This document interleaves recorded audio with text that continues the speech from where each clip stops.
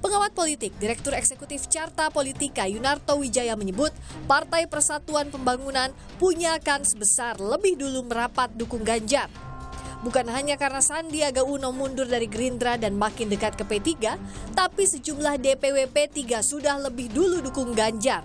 Saya kenapa menduga P3 salah satu partai yang akan masuk pertama sebetulnya bukan terkait dengan Sandiaga Uno. Kalau kita baca sebenarnya sangat mudah ya membaca, ada portfolio statement-statement, ada dua partai yang sebetulnya DPW-nya itu sudah menyatakan dukungan kepada Ganjar Pranowo bahkan sebelum teman-teman PDI Perjuangan berani mengeluarkan statement karena masih menunggu Ibu Ketua Umum ya.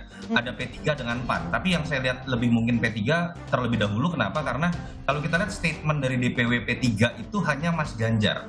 Sementara kalau untuk PAN ini ada yang hanya Mas Ganjar, ada yang pasangan Ganjar Erik. Nah itu menurut saya juga akan ada bahasan yang lebih mendalam. Seusai PDIP mengumumkan Ganjar sebagai bakal capres, sejumlah nama bakal cawapres mengemuka, termasuk 7 sosok yang dilontarkan Jokowi. Pintu koalisi pun mulai dibuka PDIP. Tim Liputan, Kompas TV.